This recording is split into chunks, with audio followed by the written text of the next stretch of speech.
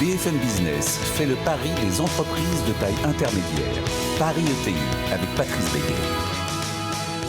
Bonjour à toutes, bonjour à tous. Les pionniers, les fondateurs, ils ont tous rendez-vous sur ce plateau de Paris ETI et je suis ravi d'accueillir ici trois audacieux, trois créateurs de leur entreprise. Karine Rouvier, présidente directrice générale d'Europe Amiante, bonjour à toi. Bonjour.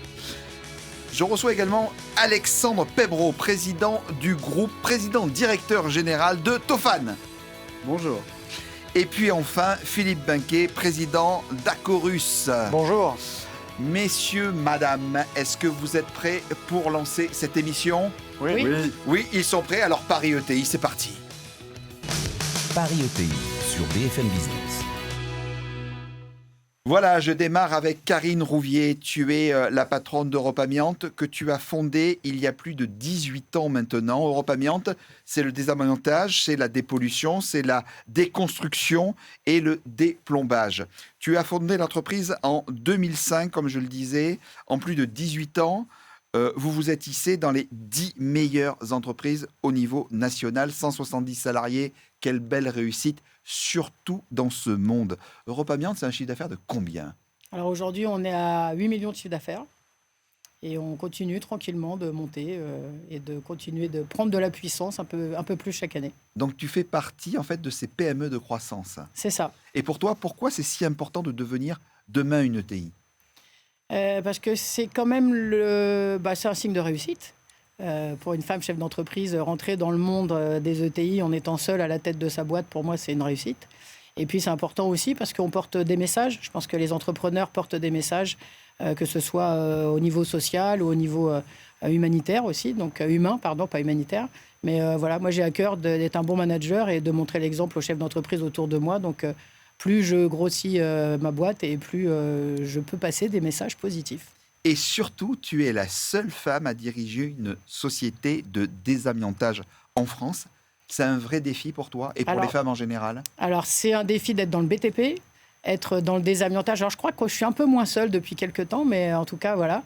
Non, c'est pas un défi. Au début, ça l'était peut-être parce que j'étais une femme, mais je pense que des gens ont également des difficultés quand on est trop jeune, quand on est trop vieux, quand on est trop noir, quand on est trop handicapé, quand on est trop femme. Bah voilà, tout ça, c'est des petits défis. Et au final, chacun trouve sa place. Et moi, j'en ai fait un point positif du fait d'être une femme à la tête d'une boîte de désamiantage. J'en ai fait un point positif parce que maintenant, tout le monde me connaît parce que je suis effectivement la seule femme.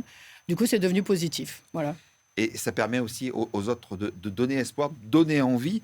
Tu as aussi créé Léo, tiers de lieu et galerie d'art à Meaux, précisément. Est-ce que tu peux nous en dire quelques mots ? Alors ça, sans faire de jeu de mots. C'est un projet, c'était un petit bébé sur lequel on a eu l'occasion, une belle opportunité qui s'est présentée. Effectivement, j'avais envie de monter une galerie d'art, j'avais aussi envie d'accueillir d'autres chefs d'entreprise. J'avais envie d'un lieu qui soit vivant, qui bouge. Et voilà, une belle occasion s'est présentée en 2020, juste après le Covid. Et du coup, oui, on a mis en place, c'est à Mareuil-les-Meaux. Et on a mis en place cette belle aventure qui consiste à accueillir des gens pour des séminaires, des formations, etc. Donc voilà, et on continue. Alors ça va pas être une ETI de croissance tout de suite. Mais en tout cas, on continue de développer ce projet. Et j'aime beaucoup cette idée de pouvoir contribuer en local, en tout cas, à quelque chose de positif pour les chefs d'entreprise, en fait. Alors, à tes côtés, ma chère Karine, un autre fondateur, Philippe Binquet, tu présides Acorus, groupe spécialisé dans l'éco-rénovation. 1600 collaborateurs, 280 millions d'euros de chiffre d'affaires. En fait, chez Acorus, vous rénovez les actifs immobiliers. Et la vie se rénove comme tu le dis si bien, c'est ça ? C'est ça. C'est ça, chez Acorus. On considère qu'on n'en fait pas assez pour la rénovation des bâtiments. Alors que le neuf est en crise. Ça t'a pas échappé, je suppose. On n'a jamais eu autant besoin de rénovation. On a besoin de bâtiments décarbonés, on a besoin de bâtiments confortables, sûrs, on a besoin de bâtiments adaptables, on a besoin de bâtiments pilotables. Et les gens hésitent d'ailleurs à acheter de l'ancien. Sur la réhabilitation des logements anciens en France, est-ce qu'on en fait assez ou pas ? Eh bien non, on n'en fait pas assez, justement. On a besoin de beaucoup plus de rénovation. Toutes les études vont dans le même sens. Si on prend que la décarbonation, par exemple,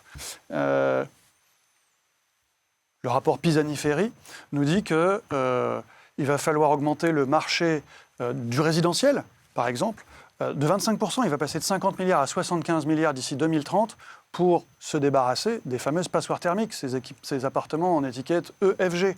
Dans le marché du tertiaire, c'est pareil, le marché devrait doubler, passer de 30 à 60 milliards par an d'ici 2030 pour traiter les 700 millions de mètres carrés concernés par le décret tertiaire. Le problème, c'est que, et c'est notre conviction un peu chez Acorus, pour ces rénovations globales, performantes, on a besoin d'un nouveau savoir-faire, un savoir-faire d'ensemblier de la rénovation, un savoir-faire d'entreprise ou de groupement d'entreprises qui vont maîtriser toute la chaîne de valeur, depuis les études thermiques, énergétiques, jusqu'au pilotage, en passant par les travaux, le financement. Et ça, c'est ce que, petit à petit, on essaye de construire chez Acorus, pas à pas. La semaine dernière, par exemple, en faisant l'acquisition d'un bureau d'études spécialisé en thermique et en environnement à destination du tertiaire et de l'industrie. Alors chez Acorus, vous êtes dans l'économie circulaire. Vous avez ouvert un atelier d'ailleurs de réemploi. Tu peux nous en parler ? Oui, avec plaisir. Aujourd'hui, 40% de nos émissions de carbone sont liées aux matériaux qu'on utilise pour faire nos rénovations. C'est assez logique de se dire qu'on va essayer de travailler sur le réemploi pour en faire une vraie filière de matériaux très bas carbone. On a commencé par prendre une participation chez CycleUp, une start-up dédiée à cet écosystème du réemploi. Et ensuite, ensemble, on a eu l'idée de construire un atelier de reconditionnement de matériel sanitaire. On parle de WC, bac à douche, lavabo, des matériaux qui ont le double avantage de consommer beaucoup de carbone, parce que c'est de la faïence, il faut cuire, et d'être à 98% produits hors de France, en Égypte, en Turquie.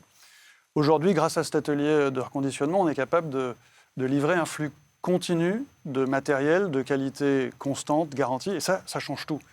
Quasiment tous les clients qui ont visité cet atelier de reconditionnement, notamment les grands bailleurs sociaux parisiens, nous ont autorisé, nous ont accepté d'utiliser ces matériaux-là plutôt que des neufs à l'occasion de nos rénovations, des rénovations de leurs bâtiments.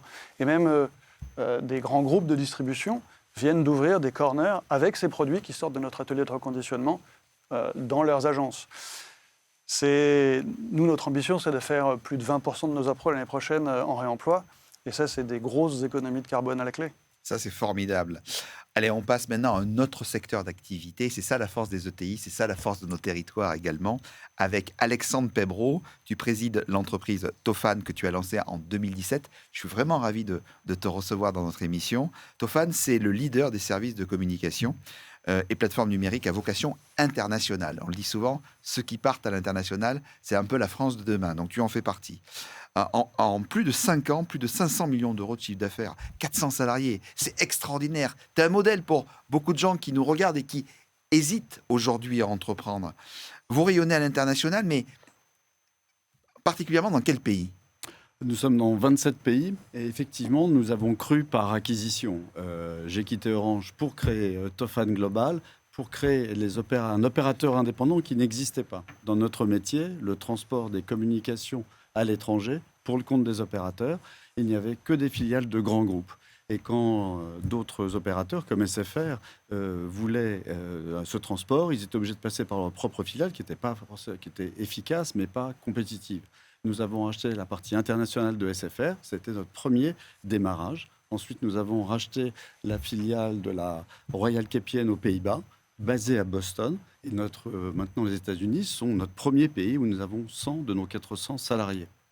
Nous avons continué cette croissance à travers le Portugal, où nous avons racheté la partie internationale de Portugal Télécom et de Noche. Nous sommes partis en République dominicaine, nous sommes partis en Inde et nous avons maintenant une centaine de personnes en Inde aussi, ce qui fait que nous avons pour l'avenir la capacité de faire cette interconnexion pour le compte des opérateurs dans le monde entier avec des conditions de production et de marketing qui sont à la fois fondées sur l'éducation de très haut niveau de nos salariés et sur des coûts de production très compétitifs. Alors, tu as très bien expliqué et donné envie du groupe Tofan, qui sont en fait aujourd'hui, maintenant, tes clients, et en particulier après le Covid.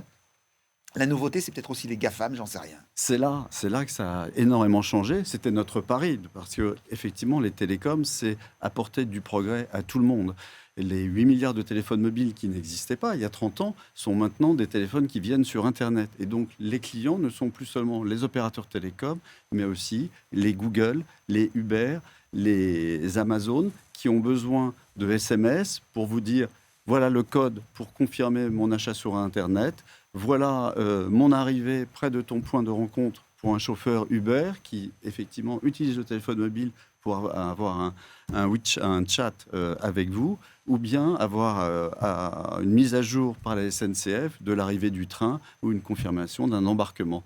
Tous ces SMS qui sont en fait la renaissance du SMS, qui était un produit, un média commercial qui perdait de la vitesse. Tu as réinventé, métamorphosé le SMS, presque, on pourrait dire. Il y a des sociétés beaucoup plus puissantes que les nôtres qui ont fait ça. Nous avons une plateforme. Ce que nos ingénieurs font, c'est opérer une plateforme de SMS parmi d'autres. Mais notre plateforme, ce qu'elle offre, c'est cette interconnexion avec le monde entier. Ce qui est difficile dans notre métier, c'est d'aller dans chaque pays pour s'interconnecter avec les opérateurs, pour interconnecter non seulement des opérateurs comme SFR, mais aussi les opérateurs, les 4000 opérateurs qui y a à travers le monde, dans chaque pays. Alors Karine, Philippe et Alexandre, vous avez présenté parfaitement vos activités, vos secteurs, etc. Une question, parce que ce qui est intéressant aussi dans cette émission, c'est le débat, le sens du débat, de la confrontation. Est-ce que vous y êtes prêts ? Oui. Alors le débat, c'est parti. Paris ETI sur BFM Business. Alors vous êtes les fondateurs, les créateurs de votre entreprise. Qu'est-ce qui vous a poussé à vous lancer, Karine ? L'envie d'être indépendante. Je crois que c'est vraiment ça, ouais. L'indépendance absolue. L'indépendance absolue. Ouais. Après, on se rend compte qu'on n'est pas si indépendant que ça. On est quand même très dépendant du banquier, de l'État, etc. Mais oui, l'indépendance. Et puis, je pense que j'avais déjà à 21 ans une première entreprise que j'ai laissé tomber. Mais je pense que je suis entrepreneur dans l'âme. J'ai l'habitude de dire que je suis opportuniste. Donc, je suis entrepreneur opportuniste et voilà. Et même du haut de mes 57 ans, si je pouvais rouvrir encore 10 entreprises, je le ferais en fait. Nous avons été tous les deux chez Orange. Ma question, est-ce que la liberté pour toi d'entreprendre, c'est quelque chose qui a été clé dans... C'était essentiel. La liberté d'entreprendre, c'est vraiment au cœur de mon choix. C'est la raison pour laquelle j'ai quitté Orange. C'est que chez Orange, mon projet de créer un compétiteur alternatif aux grands groupes n'était pas possible. Et les autres grands groupes ne voulaient pas le faire non plus. Et c'est de voir cette possibilité de racheter des filiales qui étaient délaissées dans leur groupe respectif, de voir cette opportunité, cette possibilité de mettre en œuvre ce que j'avais appris à l'école, ce que j'avais pratiqué dans ma vie professionnelle avant. Cette opportunité, je n'ai pas pu m'empêcher d'aller la saisir et donc de quitter Orange pour le faire. Philippe ? Moi, je crois que ce qui m'a motivé, c'est l'envie de créer, et qui me motive toujours d'ailleurs, un modèle d'entreprise un peu différent de l'entreprise classique, un modèle avec plus de sens, plus des relations humaines plus authentiques, aussi bien pour les collaborateurs que pour les clients d'ailleurs. Un modèle aussi maintenant qui ait plus d'impact positif pour la planète. Tu dis créer. Est-ce que c'est facile aujourd'hui de créer son entreprise en France ? Comment et pourquoi ? C'est jamais facile parce qu'il y a la prise de risque et qu'une entreprise, quand on la crée, elle est fragile pendant assez longtemps.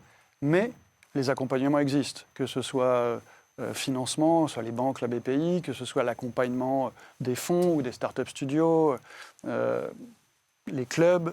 Voilà. Donc oui, on peut être accompagné, on peut être soutenu pour la création d'entreprises aujourd'hui. Maintenant, ça reste un risque. Karine, qui a jamais sa langue dans sa poche. Est-ce que c'est difficile d'ouvrir une entreprise aujourd'hui ? Ouais, je pense que ça dépend de l'ambition qu'on met dedans. Et puis, il y a l'entourage qui est absolument indispensable parce que quand vous avez l'entourage contre vous, effectivement, c'est plus compliqué, on rame plus. Et puis, je trouve que dans le monde des chefs d'entreprise, il y a beaucoup d'entraide, en fait. Il y a beaucoup de chefs d'entreprise, quelle que soit la taille d'ailleurs, qui sont très souvent prêts à aider des jeunes talentueux, que ce soit des startups ou pas d'ailleurs. Je pense qu'il y a une vraie entraide entre les chefs d'entreprise et tant qu'on n'est pas, les clubs ETI, et d'autres. Et je pense que tant qu'on n'est pas devenu patron, on ne se rend pas compte de cette entraide qu'il y a en fait. Alexandre ? Je trouve aussi le plus important, c'est dans la prise de risque, c'est l'environnement, la famille qu'on a avec soi, parce qu'on se met complètement dans le projet, donc on va être moins disponible. Et pour moi, ça a été essentiel que ma famille, ma femme, mes enfants soient prêts à m'accompagner pour financer cette idée, parce que cette idée, comme il n'y avait pas de C'était que des filiales de grands groupes. J'ai dû mettre mon argent, j'ai dû hypothéquer l'appartement, risquer l'appartement, donc avec l'accord de la famille pour le faire, pour prouver au fond qui allait ensuite venir que oui, ça pouvait marcher. Alors, les jeunes, justement, on fait quoi pour développer cette culture d'entreprise chez nos jeunes, Alexandre? Qu'est-ce qu'il faut faire? J'allais dire, ça commence déjà à l'école, en sciences économiques, et c'est dans les manuels de sciences éco. Il faut montrer que l'entreprise, c'est génial, c'est une source de libération pour chacun, c'est une source de richesse. Et ensuite, tout le long, les emmener dans l'entreprise, leur montrer à quel point c'est vraiment le monde de demain. Karine, je t'ai vu récemment avec justement un alternant à tes côtés qui te suivait, en fait, qui était ton bras droit. C'est ça, cette proximité qui fait aussi que les jeunes vont envie de devenir Karine? Alors, il y a deux choses. Le jeune, effectivement, c'est un jeune qui est avec nous depuis 5 ans et qui est mon bras droit sur l'international parce que j'ai la prétention d'aller faire de l'international en étant mauvaise en anglais. Mais comme je suis bonne dans autre chose, je me suis dit que j'allais prendre un jeune homme qui était bien, donc c'est quelqu'un de très bien. Et moi, j'interviens assez régulièrement dans les écoles, donc je rejoins Alexandre. J'interviens régulièrement dans les écoles, que ce soit en 5e, en seconde, enfin bref, pour aller expliquer aux jeunes. Alors, c'est à travers une association qui s'appelle 100 000 entrepreneurs qui fait ça depuis très longtemps. Et du coup, oui, je suis assez convaincue qu'il faut aller chercher les élèves et leur expliquer qu'est-ce que entreprendre, comment est-ce qu'on peut déployer ses ailes. Et moi, je suis plutôt militante des femmes chefs d'entreprise aussi, vous le savez. Donc du coup, c'est plutôt un sujet qui me tient à cœur d'aller expliquer aux jeunes femmes, qu'elles soient en 5e ou au début de leur carrière, d'aller leur expliquer qu'il ne faut pas se faire couper les ailes. Donc pour moi, les jeunes, il faut aller les chercher à l'école, mais on est aussi des modèles, quoi qu'on en dise, et même si on est tous les jours plongés dans notre quotidien, on est quand même des modèles, bien sûr. Et du coup, ça nous fait une petite pression en plus. Il faut toujours bien se tenir en tant que chef d'entreprise pour qu'on ait envie de nous suivre, en fait. Cette culture entrepreneuriale chez les jeunes, elle vient d'où? Je pense que... Elle vient de là, elle vient du blues presque? Oui, je pense que d'abord, il faut montrer à ces jeunes qu'il y a un monde d'opportunités entre les grands groupes dont ils partagent peut-être plus les valeurs, les modèles, et puis les startups dont on a beaucoup parlé. Et ce monde, c'est les ETI. Et ensuite, je pense qu'il faut faire plus d'intrapreneuriat. Il faut leur donner l'envie, dans ce cocon que peut être l'ETI, de devenir entrepreneur. Il faut faire de l'innovation managériale. L'entreprise, elle doit changer pour donner envie. C'est pour ça que nous, on teste par exemple la semaine de 4 jours. C'est aussi pour ça qu'on est mécène de la chaire ETI de l'École des Mines, pour dire, voilà, il y a un monde d'opportunités ailleurs que là où vous pensiez, et où peut-être vous n'êtes plus attiré. Alors l'État, on le sait, soutient énormément les entrepreneurs, quels qu'ils soient, start-up, TPE, PME, ETI, grands groupes. Il y a eu le programme Étincelle qui a été lancé, 1000 ETI supplémentaires avant 2027. Un bel objectif. Qu'est-ce que tu en penses, Alexandre? C'est un bel objectif. C'est bien que l'État reconnaisse l'existence des ETI. Je pense que l'objectif encore plus important pour nous, c'est la simplification. Et je pense que c'est que l'État maintenant se donne des objectifs à lui-même avant de donner des objectifs aux ETI. C'est une super nouvelle. Et on est tous derrière eux à fond pour ça. L'autre point majeur qu'ils peuvent vraiment faire, c'est avec les élections européennes qui arrivent, c'est de faire avancer la législation européenne pour nous accompagner encore plus que ce qui se passe déjà aujourd'hui. La preuve unique, qui serait pour nous dans le digital, qui permettrait de faire la preuve de la validité de notre produit ou de notre service dans un produit et dans un pays et que ça marche dans les 25 autres, ce serait génial. Philippe, tu partages ça? Et le programme Étincelle, qu'est-ce qu'il apporte pour toi? Je partage complètement l'idée de... Franchement, aujourd'hui, ETI, la simplification, on ne la voit pas encore. Et même, je dirais presque paradoxalement, tous les efforts légitimes pour simplifier la vie des TPE, des PME, ils ont un effet... ça génère un effet de seuil qui rend peut-être le passage à l'ETI plus complexe. Donc, pour l'instant, le programme Étincelle, à voir, mais il faut simplifier, c'est sûr. En tout cas, il fallait le lancer. Il fallait le lancer, ça Il fallait le lancer. Absolument. Et c'est fait. Karine, ton point de vue? Mon point de vue, effectivement, la simplification. Alors, juste par exemple, nous, en tant que désamianteurs, on a une réglementation qui est tellement énorme au-dessus de la tête. On peut la comprendre, mais en même temps, elle a besoin de simplification. La moindre erreur sur un de mes chantiers peut stopper la boîte d'une façon définitive, quasiment. Donc, effectivement, il faut simplifier. Il faut qu'on arrive à nous laisser travailler et qu'on arrête de partir du principe que ce qu'on fait n'est pas bien, mais qu'on parte plutôt du principe que ce qu'on fait est bien. Chaque entrepreneur, on le voit ici, mais on le voit tous les jours, on en croise tous les jours. On est quand même tous extrêmement motivés par le métier qu'on fait. Et je pense qu'il y a très peu d'entrepreneurs qui le font pour arnaquer les gens, enfin en tout cas ce qu'on pourrait en croire. Et pour moi, c'est vraiment un beau métier qu'être chef d'entreprise. Il faut faire confiance à la motivation et l'implication des chefs d'entreprise. Étincelle, j'espère aussi qu'on y verra on verra quelque chose de bien. 2027, on devra encore être là, donc on en reparlera, on prend rendez-vous en 2027 pour voir ce que ça a donné. Entrepreneur, c'est certainement le métier le plus beau, mais certainement le plus dur. Pour résumer, en fait, votre aventure entrepreneuriale à chacune et à chacun d'entre vous, et donner envie aux gens qui nous écoutent à la radio, à ceux qui nous regardent à la télévision, et puis ceux qui nous voient sur les différents podcasts, vous avez envie de dire quoi sur votre vécu? On va démarrer avec toi, Alexandre. Sur mon vécu, le vécu d'entrepreneur. Sur le vécu d'entrepreneur, ce qui a le plus marqué, c'est cette occasion de pouvoir mettre en œuvre ma propre recommandation. J'avais dit, voilà, on peut faire comme ça. En devenant entrepreneur, j'ai pu le faire. Et cet accomplissement, cette réalisation, c'était vraiment ce qui est le plus important. De gagner en indépendance, comme Karine, c'est vraiment quelque chose aussi de très important, d'être le maître de son agenda, effectivement, avec des nouvelles contraintes. Mais c'est la vie qui est une contrainte. Donc c'est en étant entrepreneur, on acquiert une liberté qu'on n'avait pas auparavant, et c'est quelque chose qui est profondément important. Philippe, de ton côté, cette aventure entrepreneuriale au sein de ton entreprise, aujourd'hui, les gens vous écoutent et ont envie de comprendre et se dire, allez, pourquoi pas moi? Et là, tu leur dirais quoi?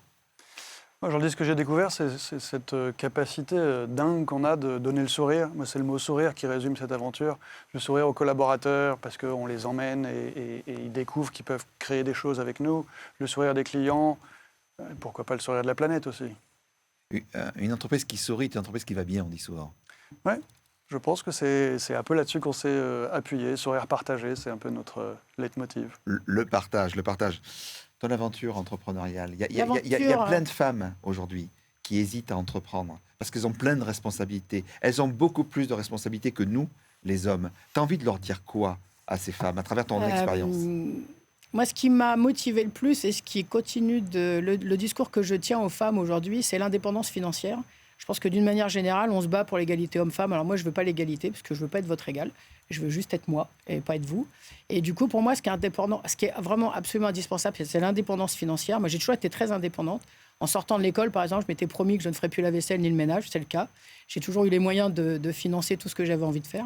Et pour moi, c'est vraiment ce qui est, à mon avis, le message qu'il faut comprendre, c'est les femmes ont le droit de gagner de l'argent et que c'est une belle chose que de gagner de l'argent. C'est pas quelque chose de trompeur. Voilà. Et ensuite, oui, moi aussi, j'ai un peu comme Philippe, j'ai à cœur dans mon entreprise entrepreneuriale, dans mon aventure entrepreneuriale, j'ai à cœur d'avoir l'envie de me lever tous les matins pour travailler avec toute l'équipe de mon entreprise. Je suis très fière d'eux. Et je pense que chaque personne peut développer ça, en fait. C'est-à-dire avoir l'envie de travailler avec des gens et pour des gens et dont on est fier et avec lesquels on a envie de partager quelque chose. Donc voilà. Ce que tu dis est très important, justement, pour avoir ce ressenti. Qu'est-ce que vous leur dites au quotidien? Qu'est-ce que vous faites auprès de vos collaboratrices et collaborateurs, Alexandre?